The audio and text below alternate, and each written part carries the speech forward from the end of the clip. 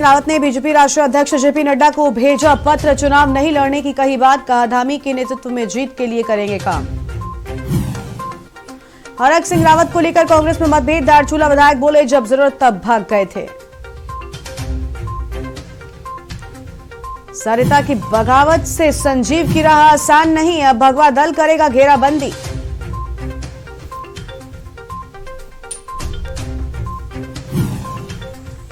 उत्तराखंड चुनाव में भाजपा के करीब 60 टिकट फाइनल, आज होगी उम्मीदवारों की घोषणा।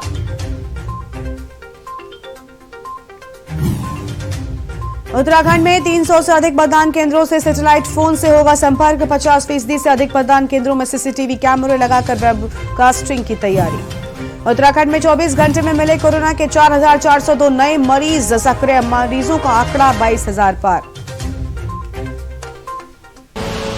आप देख रहे हैं के न्यूज, खबरों का सारथी।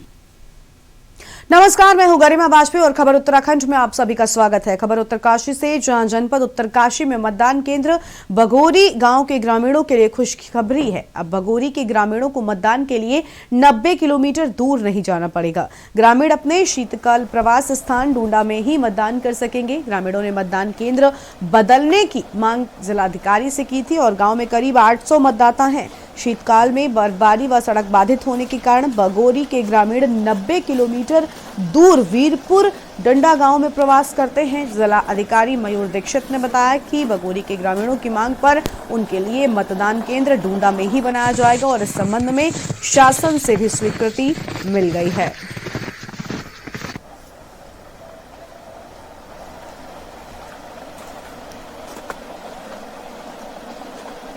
देखिए, बगोरी के ग्रामीणों की उनके प्रधान के द्वारा तथा कई राजनीतिक दलों के द्वारा ये हमको ज्ञापन दिया गया था कि जो बगोरी के जो मतदाता है वो सर्दियों में विंटर्स में डोंडा में शिफ्ट हो जाते हैं, तो उनका बूथ भी वहीं बनाया जाए।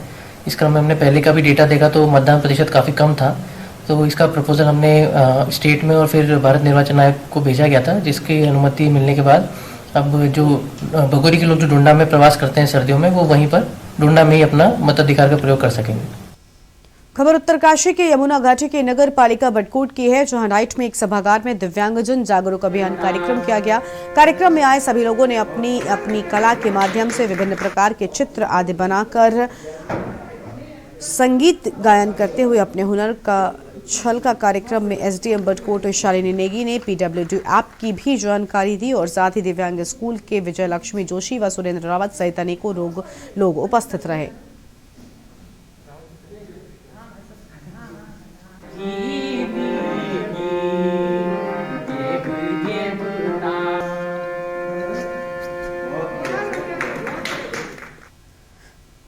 खबर दिल्ली से है, जहां दिवंगत सीडीएस जनरल विपिन रावत के छोटे भाई विजय रावत, जो कि सेना से रिटायर्ड हैं, भाजपा में शामिल हुए। राजधानी दिल्ली में विजय रावत ने भाजपा का दामन थामा और जिसकी जानकारी मुख्यमंत्री पुष्कर सिंह धामी ने ट्वीट भी कर दी है।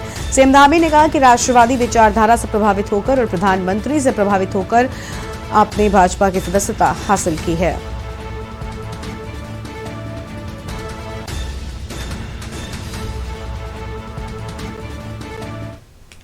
हमारे कर्नल विजय रावत जी आज भारतीय जनता पार्टी में शामिल हुए हैं।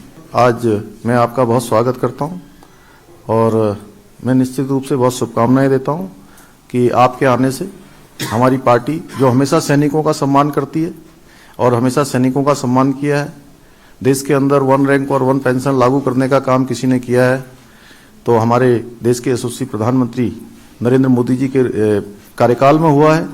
जो लंबे समय से और भी सेना के लिए जो काम हुए हैं वो लगातार हमारी पार्टी ने किया है, हमारी केंद्र की सरकार, मोदी जी की सरकार ने किया है। और देहरादून में आम आदमी पार्टी के प्रवक्ता उमा सिसोदिया ने प्रेस कॉन्फ्रेंस की। उन्होंने बताया कि उत्तराखंड में विधानसभा चुनाव को लेकर आम आदमी पार्टी ने पूरी तैयारियां कर ली हैं। कोरोना महामारी के चलते रैलियों और जनसभाओं पर रोक भी लगा दी गई है और उसी में आप वर्चुअल माध्यम से सभी रैलियां करेगा, जिसका सिलसिला कर्नल अजय कोठियाल नव परिवर्तन संवाद के नाम से शुरू करने जा रहे हैं। 21 से 27 जनवरी तक कर्नल कोठियाल का डिजिटल नव परिवर्तन संवाद करेंगे।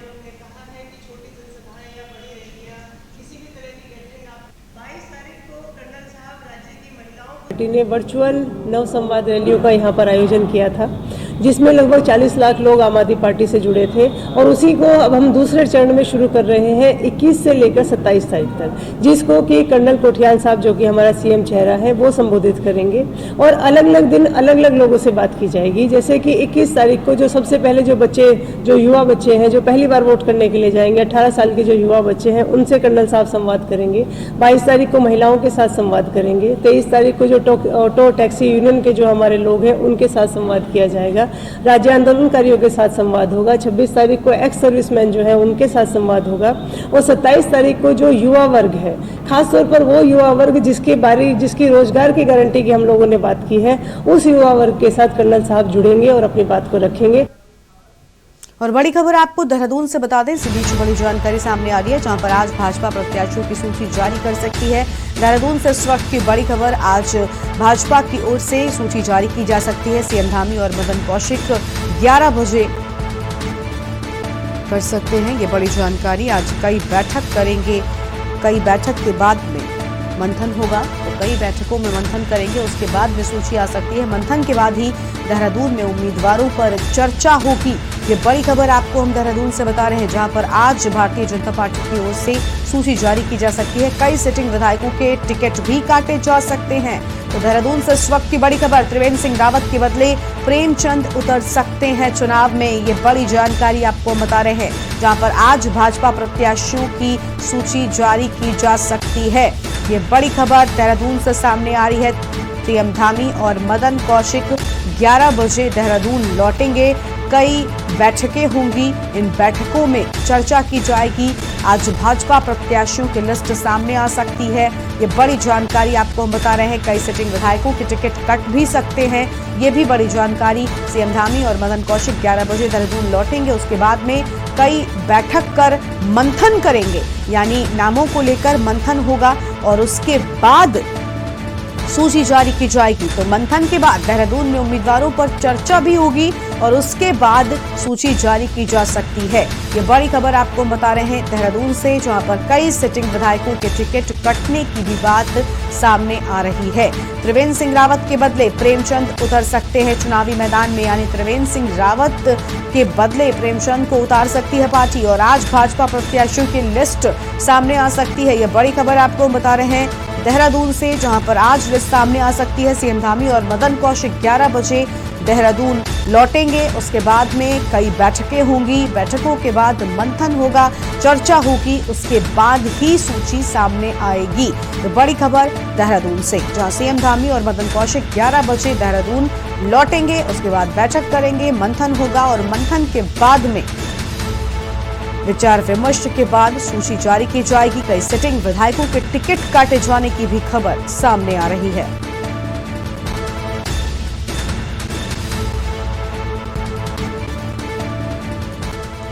और इसी खबर पर अधिक अपडेट के साथ में हमारे साथ हमारी संवाददाता हिना जुड़ चुकी हैं। हिना, आज भाजपा की सूची सामने आ सकती है, प्रत्याशियों के नाम उजागर हो सकते हैं। जी हाँ, बिल्कुल। जिस तरीके से अब पूरी तरह से तैयार है भारतीय जनता पार्टी चुनावी रण में उतरने के लिए, और आज जो है भारतीय जनता पार्टी अपनी पहली लिस्ट जारी कर सकती है। जैसे कि लगातार भारतीय जनता पार्टी के हाईकमान में दिल्ली में जो है लगातार बैठकों का दौर जारी था, और अब आज जो है मुख्यमंत्री पुष्कर सिंह धामी और प्रदेश अध्यक्ष मदन कौशिक दिल्ली से देहरादून लौटने वाले हैं और कई सारी बैठकों का दौर आज चलेगा पूरे दिन भर और व्यस्त रहने वाली है। आज बड़ा अहम दिन हो सकता है भारतीय जनता पार्टी के लिए।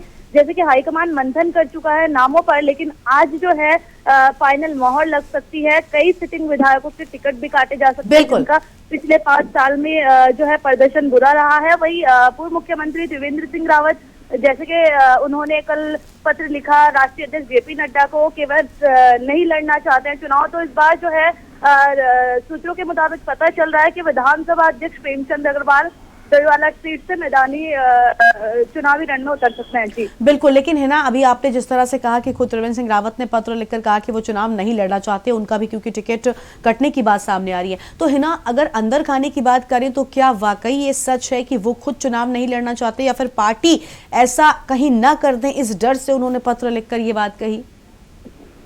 या हो सकता है कि जिस तरह से पूर्व मुख्यमंत्री त्रिवेंद्र सिंह रावत का प्रदर्शन रहा है, पहले ही अगर बात की जाए तो कई सारे मामले ऐसे रहे हैं, जैसे कि देवस्थानम बोर्ड की बात करें तो पुरोहित जो है नाराज रहे हैं, और वही अगर बात करें गढ़वाल कमिश्नरी की तो उस पर भी कहीं ना कहीं त्रिवेंद्र सिंह रावत से जनता खफा है। तो ऐसे में हो सकता है कि हाईकमान से ये फैसला लिया गया हो कि उन्हें पहले ही इस तरीके से जो है पत्र लिखने की बात कही गई हो, और कहीं ना कहीं यहाँ पर जो है भारतीय जनता पार्टी अपने जो भी नेगेटिव पॉइंट्स हैं उन्हें उभारने की कोशिश कर रही है।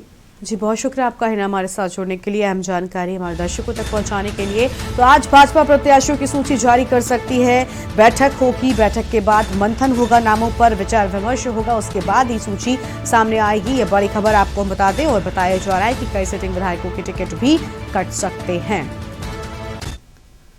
और आम आदमी पार्टी ने उत्तराखंड चुनाव के लिए स्टार कैंपेनर की सूची जारी कर दी है। दिल्ली के 4 कैबिनेट मंत्री और 7 विधायक भी स्टार कैंपेनर लिस्ट में शामिल हैं। दिल्ली के मुख्यमंत्री अरविंद केजरीवाल व उप मुख्यमंत्री मनीष सिसोदिया स्टार कैंपेनर की लिस्ट में शामिल। लिस्ट में राज्यसभा सांसद संजय सिंह व उत्तराखंड के आम आदमी पार्टी के मुख्यमंत्री पद के दावेदार कर्नल अजय कोठियाल भी मौजूद हैं। आम आदमी पार्टी के उत्तराखंड प्रभारी दिनेश मोहनिया भी स्टार प्रचारकों की सूची में शामिल हैं।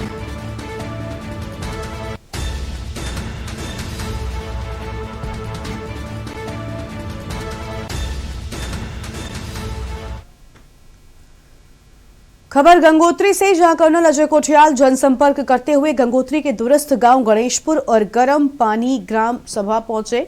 और आपको बता दें कि कर्नल अजय कोठियाल का आज गंगोत्री दौरे का 8वां दिन है। कर्नल कोठियाल कहीं युवाओं में जोश भरते नजर आए तो कहीं उन्होंने अलग अलग व्यवसाय से जुड़े लोगों से उनके स्थानीय मुद्दों पर बात की। कर्नल कोठियाल को देख गांव के लोगों में भी काफी उत्साह देखने को मिला है।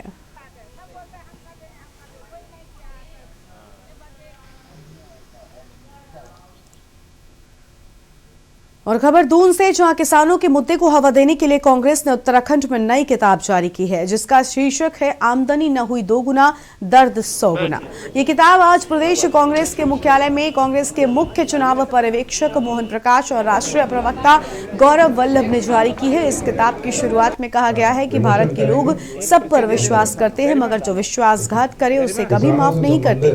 मोदी सरकार व भाजपा ने भारत के भाग्य विधाता अन्नदाता किसानों पर जो आघात किया, उनसे जो विश्वासघात किया, उसे भारत कभी भी माफ नहीं करेगा।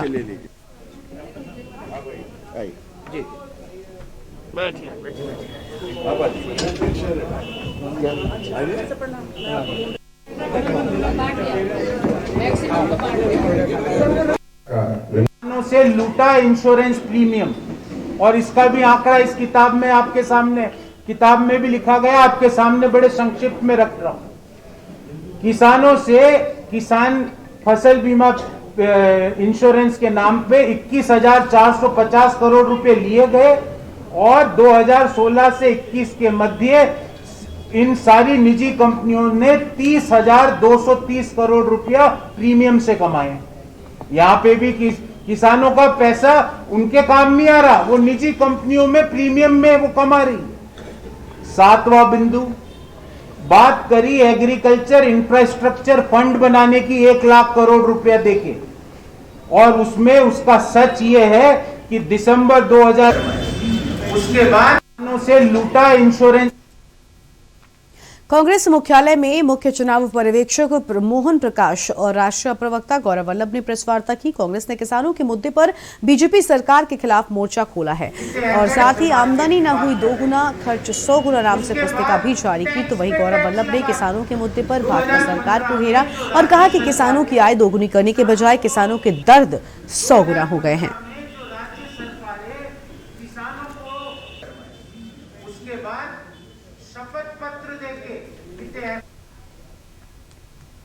थाना बेरीनाग और अर्धसैनिक बल एसएसबी व तहसील प्रशासन ने बेरीनाग, आगर व चौकोड़ी फ्लैग मार्च निकालकर जनता को भयमुक्त होकर चुनाव में प्रतिभाग करने की अपील की है। आगामी विधानसभा सामान्य निर्वाचन को शांतिपूर्वक संपन्न कराए जाने व आदर्श आचार संहिता के थाना बेरीनाग पुलिस, अर्धसैनिक बल, एसएसबी व तहसील प्रशासन बेरीनाग संयुक्त रूप से फ्लैग मार्च के दौरान आम जनता से आगामी विधानसभा सामान्य निर्वाचन में बिना किसी के दबाव में आए हुए भयमुक्त होकर मतदान करने और कोविड-19 के दृष्टिगत शासन प्रशासन द्वारा जारी दिशा निर्देशों का पालन करने, मास्क धारण करने व सोशल डिस्टेंसिंग व सैनिटाइजर का प्रयोग करने की अपील की गई है।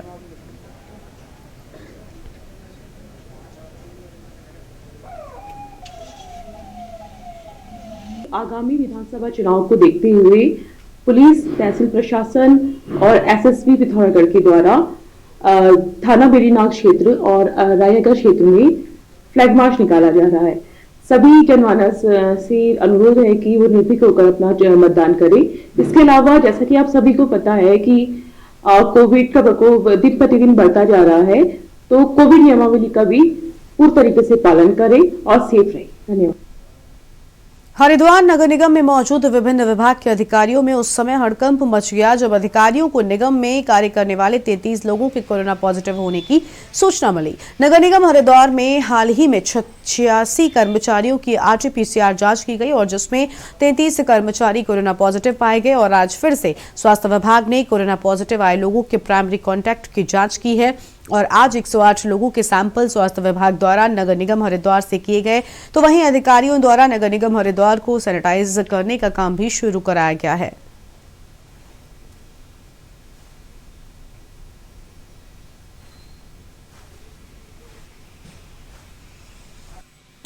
यहाँ पर पहले 86 सैंपलिंग हुई थी RT-PCR टेस्ट, जिसमें से कि 33 पॉजिटिव आए हैं, 33 RT-PCR।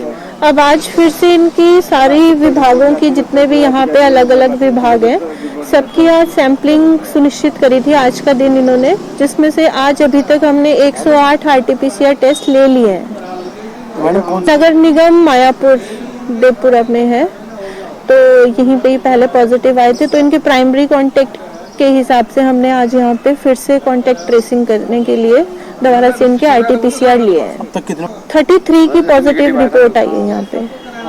अभी कंटिन्यू चल ही रहे हैं, जैसे जैसे लोग आ रहे हैं वैसे वैसे अपना टेस्ट देके जा रहे हैं।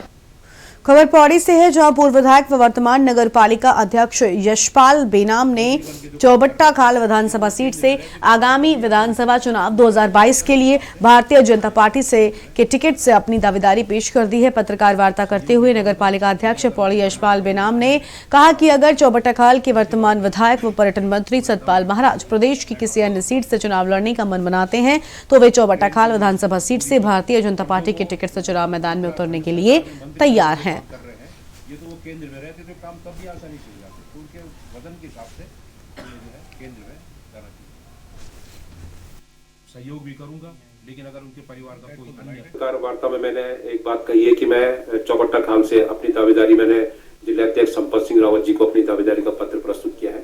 हालांकि मैं मानता हूं कि वहां से 2 बार के विधायक और वर्तमान में कैबिनेट मंत्री, जो कि जिनका एक बहुत बड़ा वजूद राजनीति में भी है, आध्यात्म में भी है, उनकी पर्सनैलिटी भी भरपूर है वो, तो मैंने चौबट्टा खाल से दावेदारी इसलिए प्रस्तुत की है क्योंकि मैं चाहता हूं कि सतपाल महाराज इस राज्य का नेतृत्व केंद्र में करें। उनकी तमाम योजनाएं केंद्र में रहते हुए, ऋषिकेश लाइन हो गई, करणप्रयाग लाइन हो गई, गढ़वाली और कुमाऊनी भाषा को 8वें अनुच्छेद की सूची में जगह दिलाने के लिए संघर्ष करना हो गया, तो अगर वो ऊपर रहेंगे तो हम लोगों का मनोबल बढ़ेगा।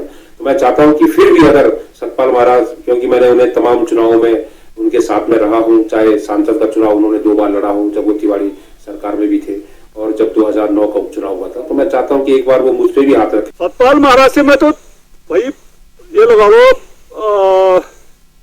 जिस समय शुरू में यहाँ शायद आप लोगों को पता भी नहीं होगा, या किसी पूछ लेना किसी को कि यहाँ सबसे पहले जनसंघ कैंडिडेट कौन था हमारे पौड़ी डिस्ट्रिक्ट से, शायद आपको भी मालूम न हो। हमारे धुलिया जी थे, भैरवनाथ धुलिया यहाँ जनसंघ कैंडिडेट थे चौधरी चरण सिंह के राज में। एक सीट यही थी जो हमारी पौड़ी से निकली थी। तब से मैं जानता हूँ कि पार्टी किस ढंग से, किस बेस पे चल रही है, कहाँ से कहाँ चढ़ी और कहाँ से कहाँ चल रही है। और फिलहाल एक ब्रेक का वक्त हो रहा है, कहीं में जाएगा जल्द आते हैं। आप देख रहे हैं के न्यूज, खबरों का सारथी। पर ये दिल है कि चख रहा है उन्हीं अल्फाजों का नूर नूर और नूर नूर और नूर नूर और दूर कितना भी जाओ, इस जुबान से दूर ना जा पाओगे। विमल, बोलो जुबान केसरी।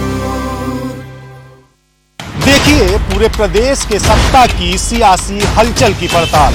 बात अयोध्या, मथुरा, काशी की होगी तो बात बेरोजगारी, भ्रष्टाचार और महंगाई की भी होगी। क्या एक बार फिर से यूपी में योगी बनेंगे उपयोगी?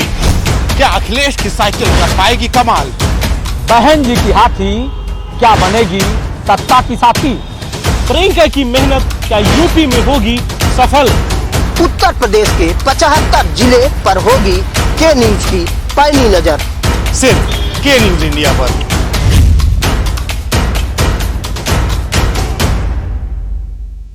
जुबान के लिए उड़ चला गैरों की जमीन पर, खुशबू अपने पन की ढूंढता और दूर कितना भी जाओ इस जुबान से दूर ना जा पाओगे।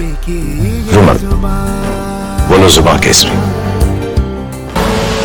आप देख रहे हैं के न्यूज, खबरों का सारथी।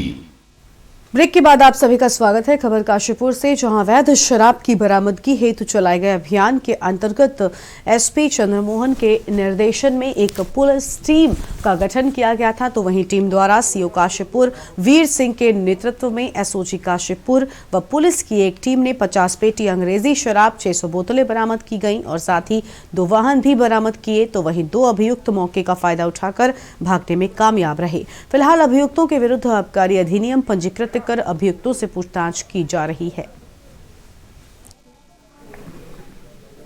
ये आगामी विधानसभा चुनाव 2022 के दृष्टिगत डीआईजी सर, एसएसपी सर और एसपी काशीपुर सर के नेतृत्व में काशीपुर पुलिस और एसओजी की संयुक्त टीम बनाई गई, जिसमें ये जो मादक पदार्थ होते हैं इनकी तस्करी के खिलाफ एक संयुक्त टीम बनाई गई, जिसमें कल रात टीम ने 50 पेटी ये हरियाणा मार्ग का शराब पकड़ी है और 2 वाहन भी पकड़े हैं। इसमें 3 अभियुक्त गिरफ्तार हो गए हैं, 2 फरार हुए हैं, लेकिन उनकी भी दबिश दी जा रही, बहुत जल्दी उनकी भी गिरफ्तारी हो जाएगी। और उत्तराखंड में 2022 के विधानसभा चुनाव की तैयारियों में जुटी उत्तराखंड क्रांति दल ने आज अपने प्रत्याशियों की दूसरी सूची जारी कर दी। दूसरी सूची में 14 प्रत्याशियों के नामों की घोषणा की गई है। पार्टी के केंद्रीय अध्यक्ष काशी सिंह एरी ने प्रत्याशियों की घोषणा करते हुए कहा कि जल्द ही अन्य प्रत्याशियों की सूची को जारी किया जाएगा और साथ ही उन्होंने अपने प्रत्याशियों पर पूरा विश्वास जताते हुए कहा कि यूकेडी के प्रत्याशी चुनाव में जरूर जीत दर्ज करेंगे। इस दौरान उन्होंने बताया कि उत्तराखंड क्रांति दल अन्य क्षेत्रीय संगठनों के साथ मिलकर भी चुनाव लड़ने पर विचार कर रही है। यूकेडी ने अब तक 2 सूची जारी कर दी है, जिसमें कुल 30 प्रत्याशियों के नामों की घोषणा कर दी गई है। 2 यमुनोत्री श्री रमेश चंद्र मोला। आज हमने 14 सीटों पर प्रत्याशी फाइनल किए हैं। 14 की घोषणा सद के नाम मैं अभी आपके सामने बता दूंगा। बाकी सीटों के लिए मैंने जैसा कि कहा, कुछ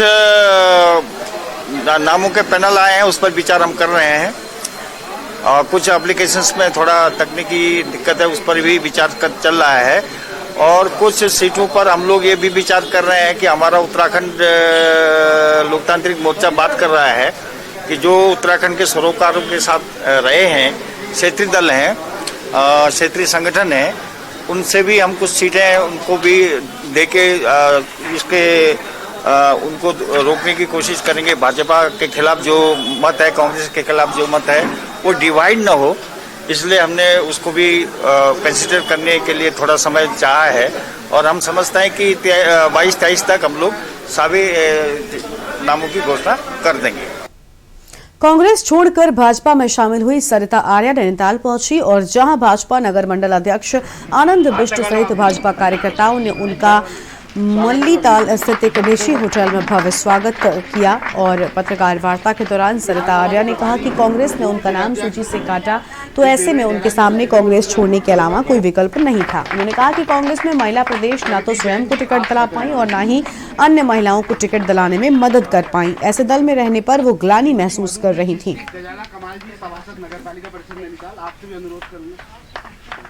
अपने घर 22 साल में फिर वापस हुआ हूँ। 22 साल मैंने पार्टी की सेवा की है। वो दल बदलू के वजह से मैंने पार्टी छोड़ी है।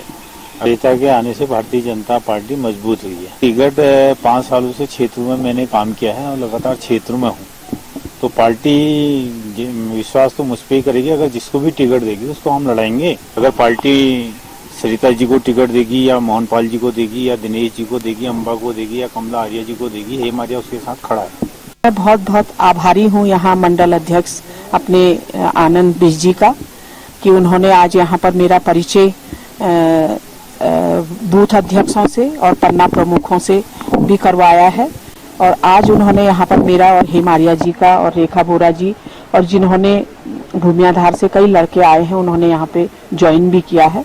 मैं उनका आभार प्रकट करूंगी कि उन्होंने आज हमें यहाँ पे सम्मान समारोह भी कराया और सबसे परिचय भी कराया। भारतीय जनता पार्टी के मंडल अध्यक्ष जी का बहुत बहुत आभार, धन्यवाद। उत्तराखंड में होने वाले आगामी विधानसभा चुनाव के मद्देनजर जिला हरिद्वार की 11 विधानसभाओं के लिए आगामी 21 तारीख को नामांकन की प्रक्रिया शुरू होने वाली है और सभी पार्टियों के उम्मीदवारों द्वारा सुबह 11 से शाम 3 बजे तक कलेक्ट्रेट भवन हरिद्वार में अपना नामांकन कर सकते हैं। इसके लिए हरिद्वार जिला प्रशासन ने तैयारियां पूरी कर ली हैं। हरिद्वार कलेक्ट्रेट भवन में सभी 11 विधानसभाओं के लिए नामांकन कक्ष भी बनाया गया है और आज जिलाधिकारी विनय शंकर पांडे ने सभी नामांकन कक्ष का निरीक्षण देखा और व्यवस्थाओं का हाल भी जाना है।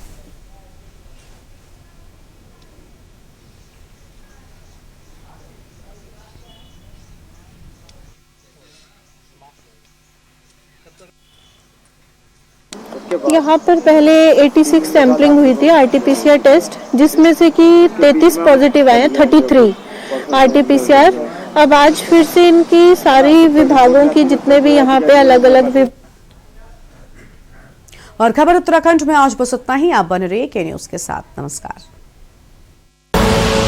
आप देख रहे हैं के न्यूज, खबरों का सारथी।